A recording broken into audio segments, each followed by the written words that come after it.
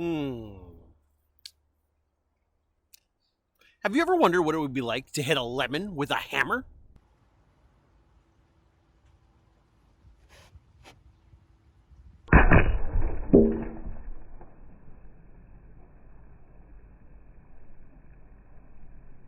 Hmm.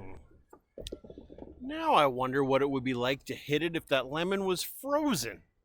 Well, for that, we're going to need some liquid nitrogen.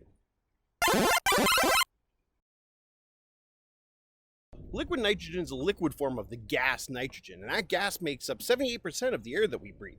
So to turn a gas into a liquid, we need to take the gas particles, which are far apart from each other, and get them closer together. To do that, you have to cool down the gas. Well, how cold? Liquid nitrogen is minus 196 degrees Celsius. So that's super cold. Think of it this way. When you boil water, it needs to get to 100 degrees Celsius before it becomes a gas. So that's almost 300 more degrees than liquid nitrogen. Now, a lemon is pretty much just water. So that means that we've got more than enough of a difference in temperature to freeze it, and to freeze it fast. As the lemon freezes and gets colder, the heat from inside of it has to go somewhere. And so it goes into liquid nitrogen. That raises the liquid nitrogen's temperature and evaporates it, kind of like when you boil water on a stove.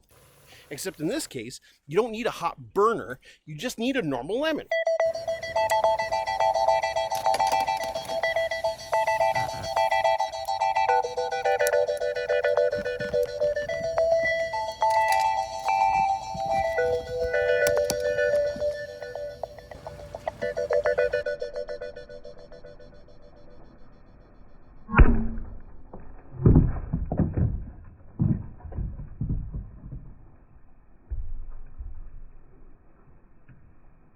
Okay, let's rewind.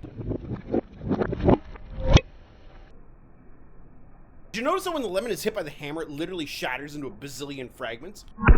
That's because the lemon is frozen solid. The water in it is frozen and basically created a lemon ice cube that doesn't handle the impact of a hammer very well, does it? Okay, I hope you enjoyed that because that was a lot of fun.